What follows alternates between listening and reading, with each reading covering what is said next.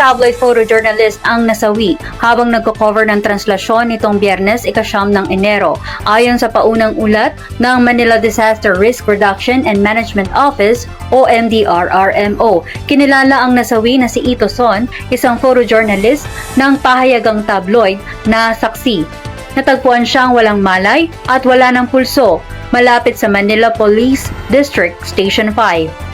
Ayon sa Radyo Pilipinas, panandaliang naibalik ang pulso ni Son habang isinusugod siya mula sa Quirino Grandstand patungong Gat Andres Bonifacio Medical Center.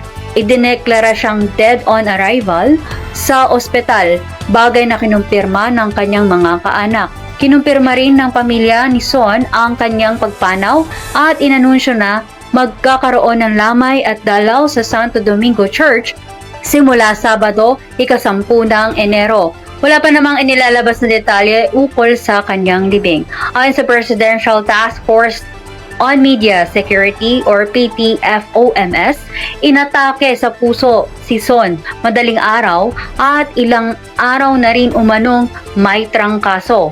Sa kabila nito, patuloy pa rin umano siyang nag-cover ng mga aktibidad bago ang translasyon, kabilang ang pahalik, ayon sa kanyang mga kasamahan sa media. Pinuri ng task force ang dedikasyon ni Son sa kanyang propesyon sa kabila ng kanyang karamdaman at sinabing magsisilbing inspirasyon ang kanyang serbisyo sa larangan ng photojournalism.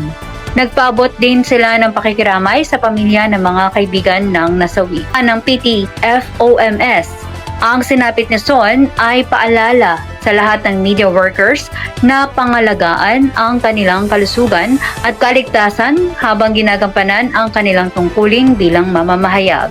Ang translasyon ay isang taunang prosesyon ng imahe ng poong itim na Nazareno mula Intramuros patungong Quiapo Church. Daang-daang libong deboto ang lumalahok dito bawat taon, dahilan upang magbabala ang mga otoridad laban sa posibleng stampede at mga panganib sa kalusugan dulot ng matinding siksikan. At yan po ang kabuuan ng balita. Kayo nanonood ng White Lion Returns.